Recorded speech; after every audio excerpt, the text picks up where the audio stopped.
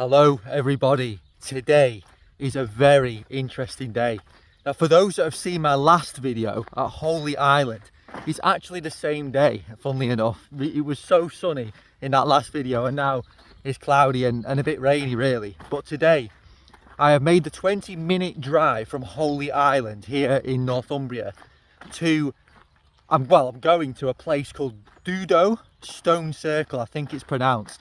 Now this stone circle looks really interesting and I'm going to see what I can find out about it, see what it's all about and show you what this looks like, because I don't think too many people know about this stone circle. I know for a fact that I have never heard of it before looking at the maps at the stone circles in the area. Look at them two deer, they just shot across me.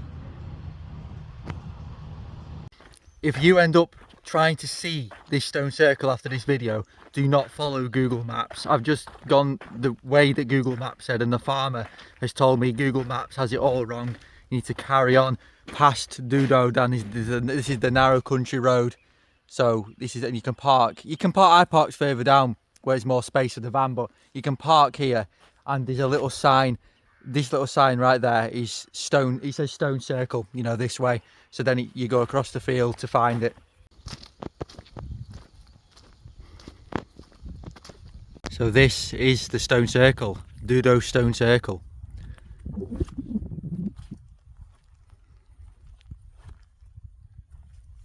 Looks 5 main stones here, but then there's some smaller ones. Incredible place, so still. If you've not seen my video at Holy Island, Lindisfarne, I talk a lot about the ley lines that go through that place, about its true history of the island. And also go to Bamber Castle in the previous video. There's a lot of history around this area, and with this area, you know, it's certain, absolutely certain, that there's going to be multiple ley lines emanating or going through this area. I've not come across any information on it. I've not really researched it before because I didn't know about it. I've only just come across this stone circle. I don't even know its age, because I like to come first to tune into what I can feel. Because when I do that, I'm always found approved right afterwards when I do my research. So, because if you do your research first, your mind is involved rather than your heart, if that makes sense. I prefer to go and tune into the places first, because that's how the land really speaks. It doesn't speak in the English language. The English language is a result of human consciousness kind of expressing itself through thought. But originally, when you were a child, when you're a baby, you don't speak, you feel. And that's the difference. We have lost that feeling with too much mind, the mind chatter, the thoughts. It can be used for good, but it can also be used for huge distractions. So tune into the land. You can see that the stone circle itself is built on top of a slightly raised earthworks. So this is the highest point in the surrounding countryside. So we've got some narrative about it here. It says, dramatically situated on a hilltop at the centre of a landscape of prominent landmarks. An irregular horizon beneath a vast canopy of sky, Duddo represents an exceptionally clear example of the relationship between a stone circle and its setting. The circle visible today is incomplete. Sometime before 1852, 2 stones were lost from the northwest quadrant, stolen, but why didn't it say, leaving only 5 stones remaining. Of these, the most northeasterly stone fell sometimes during the 19th century and was pulled to the north to admit ploughing across the interior of the circle. It was re-erected in around 1903. Excavation in the 1890s revealed the position of the socket holes of the missing stones, and as well as the discovery of cremated human remains within a central pit. Now, why these sites were, perhaps used for burying the cremated humans, I don't know. That's still a huge mystery. But radiocarbon dates suggest that this stone circle was erected around 2000 BC. This is interesting, but a fragment of the human bone that was found was dated to around 1740 to 1660 BC, suggesting the use of the site for burial to have been a later event. So that's interesting. Its initial function was likely not burial, but was used for a burial for some reason hundreds of years later. Interesting. Even more interesting, time sculpted by the wind and rain into a fantastical shapes, it says here. The east facing stone, number 3, see if I can find it after, carries what may be the cup markings, it says. The meaning of these symbols dated to the Neolithic and early Bronze Ages, 4000 to 1800 BC, remain one of prehistory's great mysteries. And it's really crazy how none of the mainstream narratives ever mention the ley lines, even though it's so clear. And these ley lines have been proven to go through these sites and emanate from these sites. So they always try and hide, you know, the true function of these places. And maybe originally, you know, before the stones, these sites have always had the energy. So even before the stones were added, they were always sacred sites. No matter if the stones are here or not, they'd still be sacred sites. The stones' function, I don't know. I don't know the actual function of the stones in related to the energy. I'm not sure what the narrative meant with the cup markings on the stone, number 3. I can't find it. So I'm not sure, but yeah, what an incredible place. Absolutely magical. Now let's just imagine for a second. Let's get into the minds of the people that built these stone circles. Not just the stone circles, but all of these temples and structures all over the world. To do something, you have to have a purpose.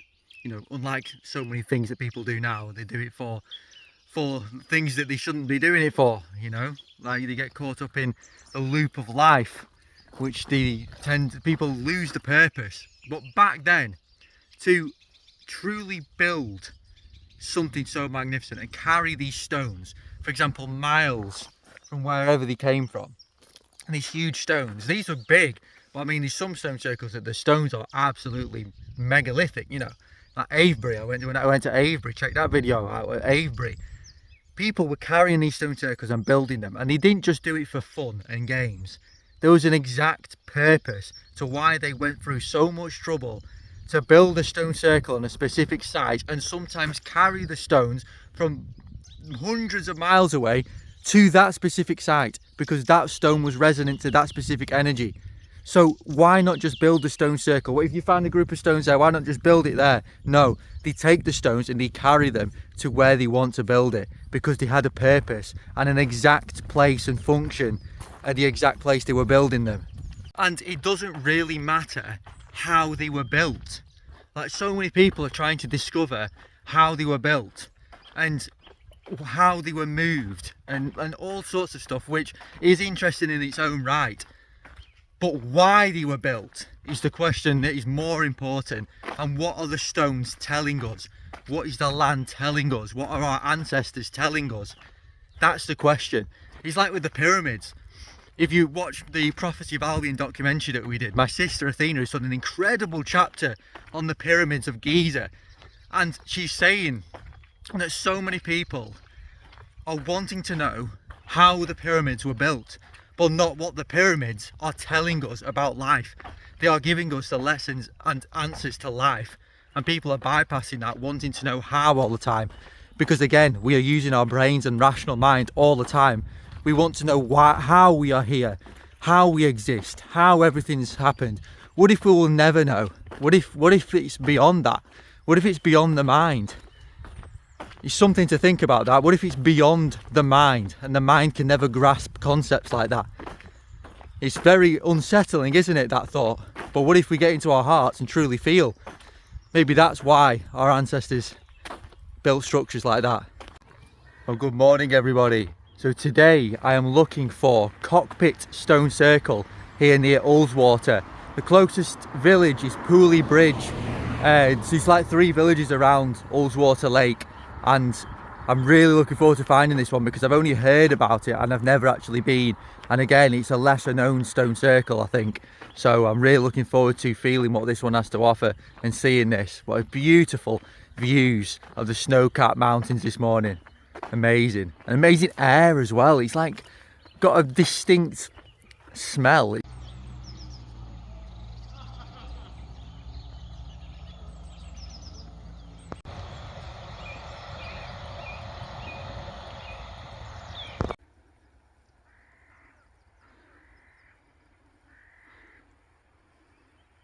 Now I've got some Nature Connect barefoot walking shoes, which I thought would be brilliant, and they are comfortable, but I've had them about 3 months and they're already tearing apart on the soles, and it's all leaking. I've got soaking wet feet and they're meant to be waterproof.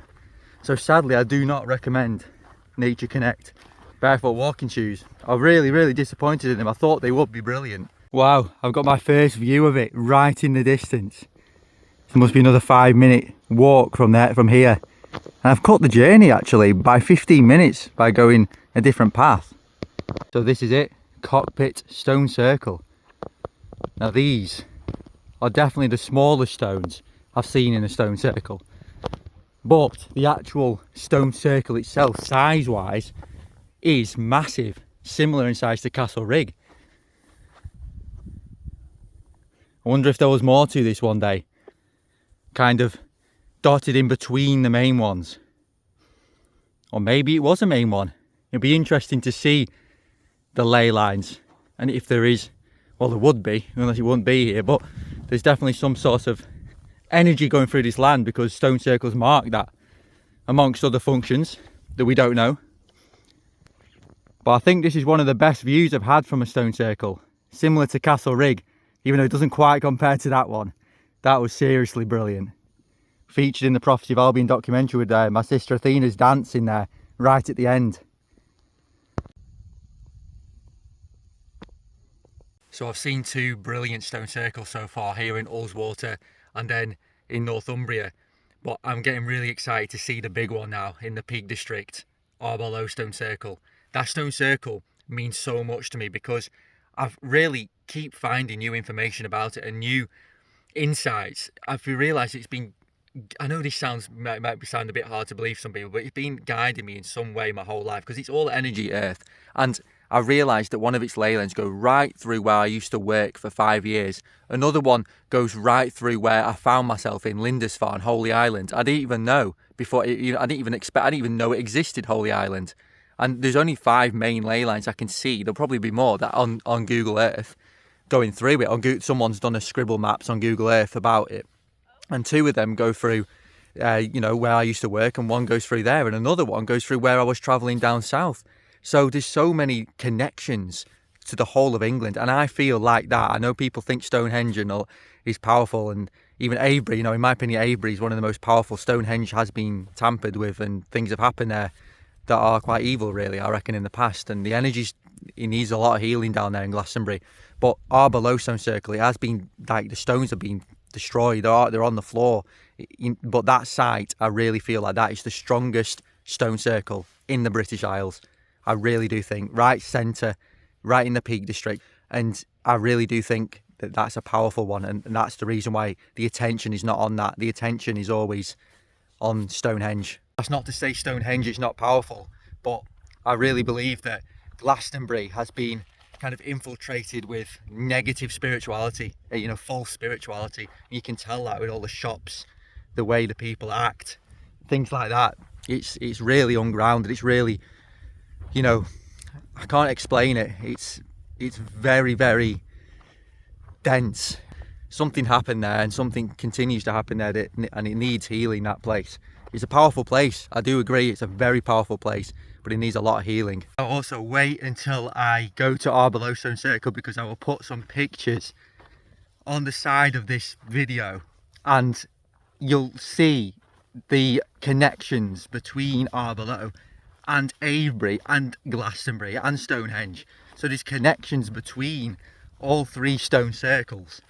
That is, like, really crazy. Like, these, to actually see the connections, the geometry of the stone circles, and the ancients have placed these sites on exact points of precision. They knew geometry inside out. They knew astronomy inside out. In schools today, we don't learn these things on purpose. They don't tell us these things because they don't know these things, but these things are hidden. There will be societies that do know about these things, but the ancients knew, and you can see with the structures that are placed all over Albion, England, Britain and the world.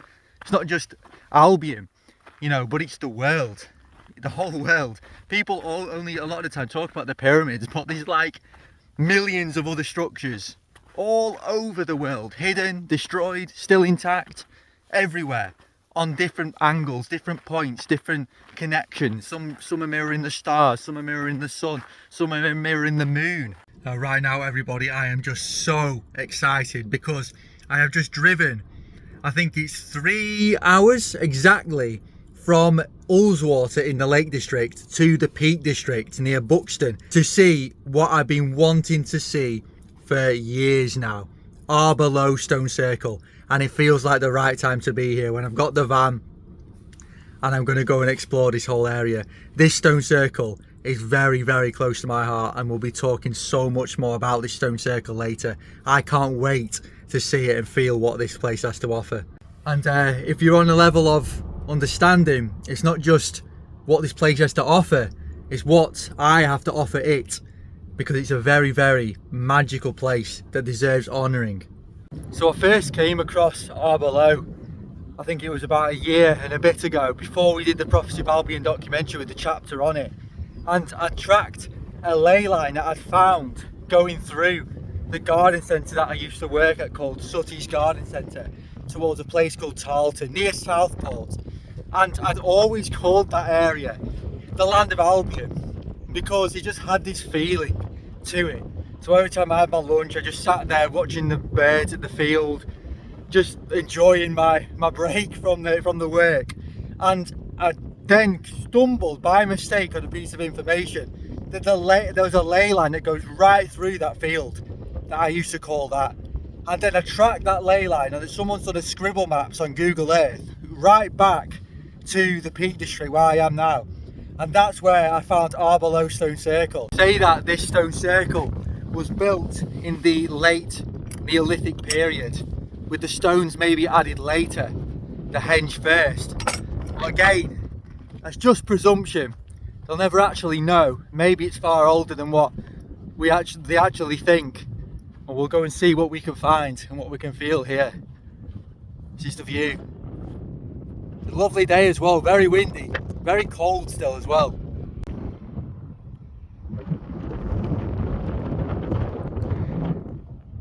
So you can see here that the stones are all flat. Originally they would have been put up. It'd have been great for one day for these to be up again. But look at the henge going round it. This is giant. In my opinion, maybe one of the most powerful sights in the world.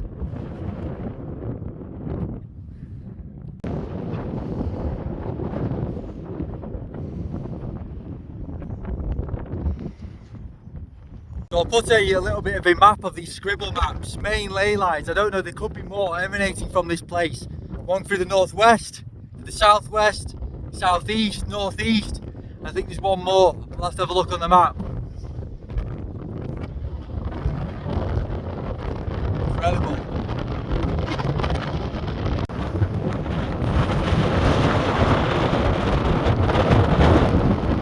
I love that people are still leaving the offerings and the flowers are being, and I don't know if these are being spread or planted, but they're everywhere.